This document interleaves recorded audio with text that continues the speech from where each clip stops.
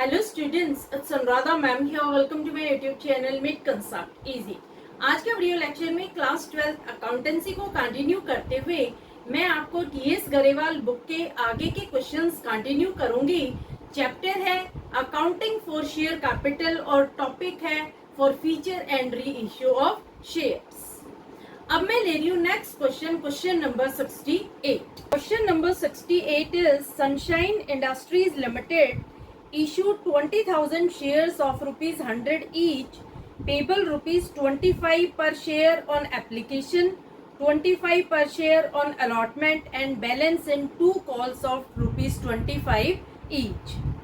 देखो, sunshine industries ने 20,000 shares issue किए हैं। एक शेयर की फेस वैल्यू है 100 रुपए। किस तरह कंपनी ने पैसे मंगवाए हैं? 25 रुपए एप्लीकेशन पर, 25 रुपए अलॉटमेंट पर और 25-25 रुपए ही दोनों कॉल पर। The company did not make the final call of ₹25 पर शेयर। कंपनी ने फाइनल कॉल शेयर होल्डर से नहीं मंगवाई। All the money was duly received with the exception of the amount due on the first call on 400 shares held by mister Modi. देखो, जब company ने share holder से पैसे मंगवाए तो सारे के सारे पैसे कंपनी को मिल गए। सिर्फ 400 शेयर को छोड़कर जो मोदी को कंपनी ने अलॉट किए थे, मोदी ने फर्स्ट कॉल के पैसे पे नहीं किए। The board of directors forfeited these shares and subsequently री issued them at ₹75 per share paid up for a sum of ₹28,000। Board of directors ने मोदी के शेयर को फॉरफिट कर दिया और बाद में री इश्यू कर दिया 28,000 रुपए में एट द रेट ₹75 पर शेयर पेड अप। यहाँ पर शेयर की वैल्यू थी री इश्यू के समय 75 रुपए। Generalized the above transaction and prepare share capital account. देखो, क्वेश्चन सॉल्व करने से पहले हम बनाते हैं पेमेंट का स्ट्रक्चर। कैसे पेमेंट का स्ट्रक्चर बनाएंगे? 100 रुपए का शेयर है। कंपनी ने 25 रुपए मंगवाए हैं एप्लीकेशन के समय, 25 रुपए मंगवाए हैं अलॉटमेंट के समय और 25-25 रुपए मंगवाए हैं दोनों कॉल के समय। लेकिन देखो, एक चीज इम्पोर्टेंट क्या है कि कंपनी ने जो फाइनल कॉल है 25 रुपए की, ये शेयर होल्डर्स से नहीं मंगवाई। तो हम फाइनल कॉल के बारे में कोई भी बात नहीं करेंगे क्योंकि कंपनी ने डिमांड ही नहीं की फाइनल कॉल की। तो कितने रुपए कंपनी ने मंगवाए हैं? कंपनी ने मंगवाए हैं 75 रुपए। ठीक है, 25 मंगवाए हैं एप्लीकेशन के समय, 25 अलॉटमेंट पर और 25 फर्स्ट कॉल के समय। कितने शेयर कंपनी ने इश्यू किए हैं? कंपनी ने शेयर्स इश्यू किए हैं 20,000। अब देखो, जब कंपनी ने फर्स्ट कॉल की डिमांड की तो एक शेयर होल्डर है मोदी, जिसके पास 400 शेयर थे। उसने फर्स्ट कॉल का पैसा पे नहीं किया। फर्स्ट कॉल में कंपनी ने 25 रुपए मंगवाए थे जो मोदी ने पे नहीं किए। तो कंपनी ने क्या किया कि उसके 400 शेयर को कर दिया फॉरफिट और बाद में उन शेयर्स को री इश्यू कर दिया 28,000 रुपीज में। और री इश्यू करते समय शेयर की वैल्यू रखी थी 75 रुपए पर शेयर। ये इंफॉर्मेशन है क्वेश्चन में गिवन। अब देखो, मोदी ने फर्स्ट कॉल का पैसा नहीं दिया तो कौन कौन सा पैसा उसने पे कर दिया? उसने एप्लीकेशन का पैसा पे कर दिया और अलॉटमेंट का पैसा पे कर दिया। यानी 75 में से 50 रुपए उसने पे कर दिए और 25 रुपए कॉल्स इन एरियर था। जब उसने फर्स्ट कॉल का पैसा पे नहीं किया, कॉल्स इन एरियर अराइज हुआ, तभी कंपनी ने उसके शेयर को कर दिया फॉरफिट। तो अब हम पास करते हैं जर्नल एंट्रीज। देखो, फर्स्ट एंट्री में कंपनी 20,000 शेयर्स इश्यू कर रही है तो कंपनी को पैसा मिल रहा है। कितनी एप्लीकेशन मनी है? एप्लीकेशन मनी है ₹25। तो पहली एंट्री होगी bank account debit to share application account. तो हम लिखेंगे bank account debit to share application account. Amount कितनी होगी? कंपनी ने 20,000 शेयर्स किए हैं इशू और 25 रुपए मंगवा रही है एप्लीकेशन के समय, तो 5 लाख रुपए कंपनी को मिल रहे हैं एप्लीकेशन के समय। तो बैंक को हम डेबिट करेंगे ₹5 लाख से, तो यहाँ आप लिखेंगे ₹5 लाख, यहाँ भी सेम अमाउंट आएगी ₹5 लाख। ठीक है, नरेशन होगी एप्लीकेशन मनी रिसीव्ड। अब देखो सेकेंड एंट्री में जो शेयर एप्लीकेशन का पैसा है वो ट्रांसफर किया जाएगा शेयर कैपिटल अकाउंट में। तो सेकेंड एंट्री में हम लिखेंगे share application account debit, amount will be same ₹5 lakh to share capital account, amount will be same ₹5 lakh. अब देखो जो ये शेयर कैपिटल है इसे आप अंडरलाइन कर लेना, क्योंकि आपको क्वेश्चन में शेयर कैपिटल अकाउंट बनाने के लिए बोला गया है। तो जब मैं शेयर कैपिटल अकाउंट बनाऊंगी तो मैं जो अंडरलाइन आप करेंगे शेयर कैपिटल वो अमाउंट ट्रांसफर करती जाऊंगी। क्लियर? तो आपके कन्वीनियंस के लिए, आपकी बेटर अंडरस्टैंडिंग के लिए मैं हर एंट्री में शेयर कैपिटल अकाउंट को अंडरलाइन करवाती जाऊंगी। क्लियर? तो ये 2 एंट्री हो गई एप्लीकेशन मनी की। अब देखो थर्ड एंट्री में अलॉटमेंट मनी ड्यू हो रही है। कितना पैसा कंपनी मंगवा रही है अलॉटमेंट के समय? कंपनी 25 रुपए मंगवा रही है अलॉटमेंट के समय और शेयर है 20,000 शेयर। तो देखो सेम अमाउंट आएगी अलॉटमेंट के समय भी। तो थर्ड एंट्री होगी share allotment account debit to share capital account, amount will be ₹5 lakh. दोनों में सेम अमाउंट आएगी ₹5 लाख। नरेशन क्या होगी? नरेशन होगी अलॉटमेंट मनी ड्यू। अब जब कंपनी शेयर होल्डर से अलॉटमेंट का पैसा मंगवा रही है तो सारे के सारे शेयर होल्डर्स अलॉटमेंट का पैसा पे कर रहे हैं, तो कंपनी को अलॉटमेंट का पैसा मिल रहा है। तो फोर्थ एंट्री होगी bank account debit to share allotment account, amount will be same, क्योंकि कंपनी को पूरे के पूरे 5 लाख रुपए अलॉटमेंट पर मिल गए हैं। नरेशन होगी अलॉटमेंट मनी रिसीव्ड। अब देखो कंपनी डिमांड कर रही है फर्स्ट कॉल के लिए। फर्स्ट कॉल पर भी कंपनी 25 रुपए ही मंगवा रही है, तो फर्स्ट कॉल ड्यू हो रही है। फर्स्ट कॉल में भी सेम अमाउंट आएगी ₹5 लाख, क्योंकि सेम अमाउंट ही कंपनी हर कॉल पर शेयर होल्डर्स से मंगवा रही है। तो फिफ्थ एंट्री होगी share first call account debit, amount कितनी आएगी? अमाउंट आएगी ₹5 लाख। क्यों 5 लाख आएगी? क्योंकि 20,000 शेयर्स को आप 25 से मल्टीप्लाई करेंगे तो amount will be same ₹5 lakh. To share capital account, amount will be ₹5 lakh. Narration क्या होगी? नरेशन होगी फर्स्ट कॉल मनी ड्यू। अब देखो सेकंड एंट्री में भी आप शेयर कैपिटल को अंडरलाइन कर लेना और थर्ड एंट्री में भी आप शेयर कैपिटल को अंडरलाइन कर लेना, क्योंकि जब हम शेयर कैपिटल अकाउंट बनाएंगे तो आपको इजी हो जाएगा समझने के लिए कि कितनी अमाउंट हमें ट्रांसफर करनी है हर कॉल के समय शेयर कैपिटल अकाउंट। क्लियर? अब देखो जब कंपनी ने फर्स्ट कॉल की है शेयर होल्डर से 5 लाख रुपए मंगवाने के लिए, तो क्या कंपनी को पूरे के पूरे 5 लाख रुपए मिल रहे हैं? नहीं। क्यों नहीं मिल रहे? क्योंकि एक ऐसा शेयर होल्डर है मोदी जिसके पास 400 शेयर्स है, उसने 25 रुपए के हिसाब से कंपनी को फर्स्ट कॉल का पैसा पे नहीं किया। तो कंपनी को पूरे 5 लाख रुपए नहीं मिलेंगे। कॉल्सन एरियर जो अराइज हुआ है उसे हम डिडक्ट करेंगे 5 लाख रुपए में से, और जो बैलेंस अमाउंट होगी उसे हम दिखाएंगे बैंक अकाउंट डेबिट में। तो कितनी अमाउंट रिसीव होगी कंपनी को फर्स्ट कॉल के समय, ये मैं आपको कैलकुलेट करके बता रही हूँ। देखो 400 शेयर पर मोदी ने 25 रुपए के हिसाब से पैसा नहीं दिया, तो कितनी अमाउंट मोदी ने फर्स्ट कॉल के समय पे नहीं की? 10,000 रुपए मोदी ने पे नहीं किए।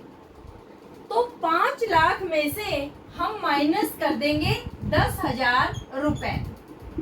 तो फर्स्ट कॉल के समय कंपनी को अमाउंट मिलेगी ₹4,90,000। समझ आया? फर्स्ट कॉल पे पूरे के पूरे 5 लाख रुपए कंपनी को रिसीव नहीं होंगे, क्योंकि 400 शेयर के लिए कॉल्सन एरियर अराइज हुआ है। तो कॉल्सन एरियर की अमाउंट जो है ₹10,000, इसे हम 5 लाख में से कर देंगे डिडक्ट। तो 4,90,000 रुपीज कंपनी को रिसीव होंगे फर्स्ट कॉल के समय। तो अब हम पास करते हैं 6 एंट्री। 6 एंट्री में बैंक को हम करेंगे debit, bank account debit to share first call account. Amount कितनी आएगी? अमाउंट आएगी ₹4,90,000। 4,90,000। नरेशन होगी first call money received. Clear?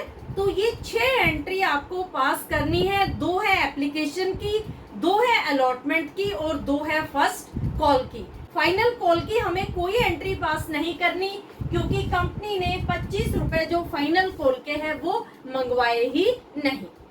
Clear? अब हम एंट्री पास करेंगे फॉरफीचर की। कंपनी ने 400 शेयर को किया है फॉरफिट। फॉरफीचर में आप कहां तक की फेस वैल्यू लेंगे शेयर की? जहां तक फॉरफीचर हुआ है वहां तक की हम लेंगे फेस वैल्यू। देखो 75 रुपए तक हम लेंगे, क्योंकि कंपनी ने फर्स्ट कॉल तक पैसे मंगवाए हैं। तो 25 रुपए एप्लीकेशन के, 25 अलॉटमेंट के और 25 है फर्स्ट कॉल के। तो फॉरफीचर में शेयर की वैल्यू ली जाएगी 75 रुपए। 100 रुपए नहीं लेंगे, क्योंकि कंपनी ने फाइनल कॉल की तो डिमांड ही नहीं की। अब देखो जब कंपनी शेयर्स फॉरफिट करती है तो कंपनी का शेयर कैपिटल कम हो जाता है। इस वजह से फॉरफीचर में शेयर कैपिटल को हम करते हैं डेबिट। तो एंट्री होगी share capital account debit to forfeited share account to share first call account. Share capital को आप कितनी अमाउंट से डेबिट करेंगे? देखो कंपनी ने 400 शेयर को फॉरफिट किया है, और शेयर की फेस वैल्यू कितनी लेंगे? जहां तक फॉरफीचर हो रहा है, फॉरफीचर हो रहा है फर्स्ट कॉल तक। तो 400 को आप 75 से करेंगे मल्टीप्लाई, तो अमाउंट आएगी ₹30,000। तो ₹30,000 आप लिखेंगे शेयर कैपिटल अकाउंट डेबिट में। अब देखो फॉरफिटेड शेयर में कितनी अमाउंट आएगी? जितनी अमाउंट मोदी ने पे कर दी है वो आएगी फॉरफिटेड शेयर अकाउंट में। मोदी ने 25 रुपए एप्लीकेशन के पे कर दिए और 25 अलॉटमेंट के, यानी टोटल 50 रुपए उसने पे कर दिए। तो 400 को आप मल्टीप्लाई करेंगे 50 से, अमाउंट आएगी ₹20,000। तो फॉरफिटेड शेयर में आप दिखाएंगे ₹20,000। फर्स्ट कॉल में कितनी अमाउंट आएगी? जितना कॉल्सन एरियर अराइज हुआ है, जितना पैसा मोदी ने पे नहीं किया। 25 रुपए फर्स्ट कॉल के मोदी ने पे नहीं किए, तो 400 को आप मल्टीप्लाई करेंगे 25 से, तो अमाउंट आएगी ₹10,000। 10,000 दिखाएंगे आप फर्स्ट कॉल के सामने। क्लियर? नरेशन होगी 400 शेयर्स फॉरफिटेड। इस एंट्री में भी आप शेयर कैपिटल को अंडरलाइन कर लो। अब देखो नेक्स्ट एंट्री में कंपनी फॉरफिटेड शेयर्स को री इश्यू कर रही है, यानी किसी और पर्सन को वो शेयर्स बेच रही है। शेयर है 400 और किस रेट पर बेच रही है? 28,000 रुपए में शेयर्स को कंपनी बेच रही है। देखो, जब कंपनी शेयर बेचती है तो कंपनी के पास पैसा आता है, तो री इश्यू में हम एंट्री पास करेंगे बैंक अकाउंट डेबिट, अमाउंट आएगी ₹28,000। तो देखो नेक्स्ट एंट्री में हम लिखेंगे बैंक अकाउंट डेबिट, अमाउंट है ₹28,000 टू शेयर कैपिटल अकाउंट। देखो, कंपनी ने 400 शेयर बेचे हैं, लेकिन एक शेयर की वैल्यू कंपनी ने रखी है 75 रुपए, यानी कंपनी को कितने पैसे मिलने चाहिए थे? कंपनी को 30,000 रुपए मिलने चाहिए थे। तो जो अमाउंट कंपनी को मिलनी चाहिए थी उसे हम क्रेडिट करते हैं शेयर कैपिटल अकाउंट में। तो पहले आप लिखो शेयर कैपिटल के सामने ₹30,000। अब देखो, कंपनी को मिलने चाहिए थे 30,000, जब कंपनी ने शेयर किसी और को बेचे हैं तो 30,000 रुपए मिलने चाहिए थे, लेकिन मिले हैं 28,000, यानी कंपनी को 2,000 रुपए का घाटा हुआ है, 2,000 रुपए का नुकसान हुआ है। जो नुकसान होता है, जो घाटा होता है, जो लॉस होता है, उसे हम हमेशा डेबिट करते हैं, यानी कंपनी 2,000 रुपए का डिस्काउंट दे रही है री इश्यू ऑफ शेयर्स के समय। तो जब कंपनी डिस्काउंट देती है तो हम दिखाते हैं फॉरफिटेड शेयर अकाउंट डेबिट। तो हम एंट्री पास करेंगे forfeited share account debit, amount आएगी ₹2,000। 30,000 में से आप 28,000 माइनस करेंगे तो डिफरेंस आएगा ₹2,000। ये 2,000 कंपनी का लॉस है री इश्यू के समय। नरेशन होगी 400 फॉरफिटेड शेयर्स री इश्यूड फॉर ₹28,000। क्लियर? अब देखो लास्ट एंट्री में क्या होता है कि कंपनी फॉरफिटेड शेयर की अमाउंट को ट्रांसफर करती है कैपिटल रिजर्व अकाउंट में। तो यहाँ पर फॉरफिटेड शेयर की अमाउंट है ₹20,000। तो क्या कंपनी 20,000 ट्रांसफर करेगी कैपिटल रिजर्व अकाउंट में? नहीं। क्यों नहीं करेगी? क्योंकि जब कंपनी ने शेयर री इश्यू किए थे तो कंपनी को नुकसान भी तो हुआ था। तो जो भी नुकसान होता है, जो कंपनी डिस्काउंट देती है, वो कभी भी अपनी जेब से नहीं भरती, उसे एडजस्ट करती है फॉरफिटेड शेयर की अमाउंट से। तो देखो, कंपनी को री इश्यू पर नुकसान हुआ है 2,000 रुपए का, तो 20,000 में से हम माइनस कर देंगे 2,000 रुपए, तो 18,000 रुपए कंपनी ट्रांसफर करेगी कैपिटल रिजर्व अकाउंट। क्लियर? समझ आया आपको? जब कंपनी शेयर्स री इश्यू करती है और अगर कंपनी डिस्काउंट पर शेयर्स को री इश्यू कर रही है, तो जो डिस्काउंट का पैसा है, जो लॉस का पैसा है, कंपनी अपनी जेब से नहीं भरेगी, वो फॉरफिटेड शेयर की अमाउंट में से ही एडजस्ट करेगी, उसमें से ही रिकवर करेगी। तो देखो, यहाँ फॉरफिटेड शेयर की अमाउंट है 20,000 रुपए, उसमें से कंपनी 2,000 रुपए कर देगी माइनस, तो 18,000 रुपए बचे, 18,000 ट्रांसफर करेगी कैपिटल रिजर्व अकाउंट।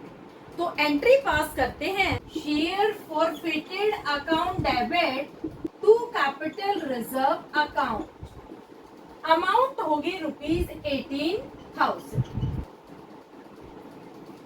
नरेशन होगी gain on reissue of forfeited shares transfer to capital reserve account. Clear?